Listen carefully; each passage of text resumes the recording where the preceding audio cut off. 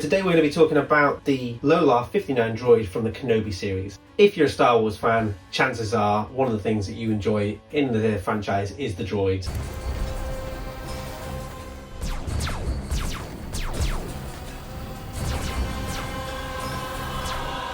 They've got loads of different types. They've got the protocol droids like 3PO, they've got the astromech droids like R2-D2, the BB-8 droids from the sequel trilogy, which I actually think are really cool, despite the fact that those films aren't particularly very good.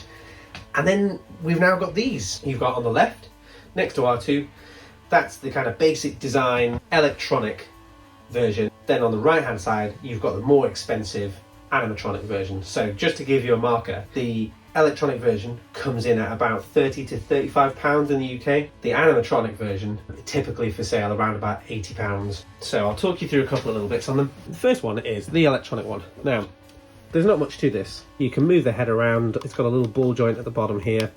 The legs don't move. There's no flex to them at all, but he will always stand. Lola! So with the electronic version, there's not that much to him. There's a ball joint here that connects the legs, and that allows you to twist and kind of give it a sense of personality to it and movement like it's looking at you. The legs, there's no bend, there's no movement in these whatsoever. These flaps can be moved. There's quite a nice bit of detail at the back here. At some point I think I'm probably going to upgrade these and do a little bit of touching up, but I'll probably kind of dirt up the whole thing. You can close the droid as well, which is what it can do in the TV show. This doesn't move, the aerial, which is a bit irritating. Press the button and off it goes.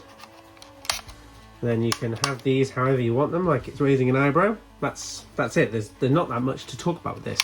There is, however, a very simple modification you can do with this, but I'll save that for the end for you.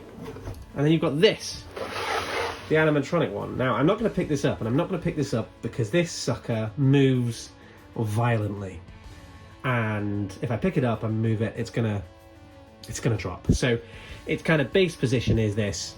It doesn't close completely. This is as closed as it gets. The legs don't move. You have to have it on this base, otherwise it doesn't stand up itself. Lola! The antenna does move, which is nice. It comes with another base, which I'll show you in a second, but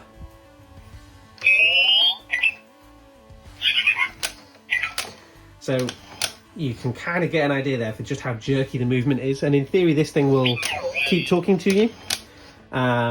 You know, some of that's great, and the responsiveness is kind of cool. You know, the fact that it does keep doing stuff is cool, but it's so, you can see how violently it's moving, and it's so juddery. Thank you. The other problem with this is I haven't worked out how to shut it up. Once it starts, I think it just keeps going until you're really quiet. Hopefully it's going to shut up now.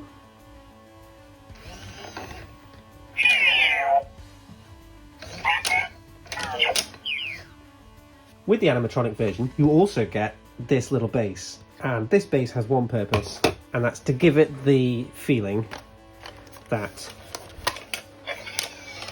Oh, I've started it going again. So this is it, disconnected. Oh, I think it's turned itself off. No, I was wrong. So you can take it off the feet and have it like this, and then it's, you know, oh, like that, and I suppose it's kind of like it's flying, which is cool, but you can see it in the palm of my hand. You're not telling me that baby Leia was holding this in her pocket. It's huge. Absolutely huge. Yeah, you heard. Oh.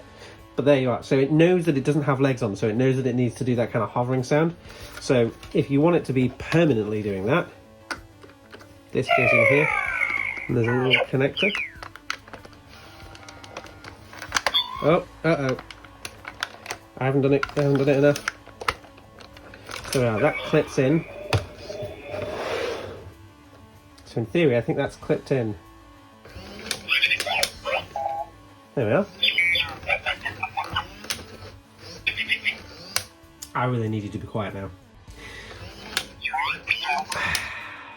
One of the biggest differences between this and this is apparently this has only got one display function and that's it with its legs on.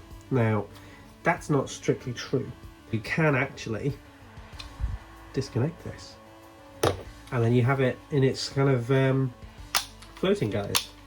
I don't think you're supposed to do this, but the way to do it is as if you were trying to get into the batteries. So that literally just pops off there. Now, take the top, and all you've got to do is unscrew this, and this bit comes off. And under here, there's a little ball joint that has a screw that goes, a little retention screw that goes all the way into this. Just take the screw out, and that's it. You've got yourself a perfectly customized Lo-La that you can take away and put in your pocket if you want to. You need to work out something with this antenna, either take it off, cut it shorter, but that can go in your pocket then, just like it does in the TV show. You could potentially have it set up with something other than the legs, and then it still just pops straight onto the legs. There you are, job done, see? And you can still use the legs to make it look around and do whatever you want it to do, because it's a snug enough fit. But that took all of 2 seconds, and it's nice and easy. It makes a noise when you press the button, then it's done. The light goes out. This for me is more TV accurate in that sense. The animatronic, there we are, see, done. The animatronic one is lovely, but it's massive, absolutely massive. Really cool if you're kind of wanting a bit of a display piece, but to give you an idea on the difference in size here, look at the size of those suckers, completely different. So yeah, which one would I pick? I'd pick this one. If I'm honest, I'd pick the electronic one every time. It's cheaper. If I customize it more, if I dirty this up and stuff, I'm not going to be too worried about it. This is very expensive and very annoying once it gets going. I think that's about it. Let me know what you guys think about this droid. Was it a good addition to the franchise? Is it something that you hope never comes back? Which one of these two would you pick?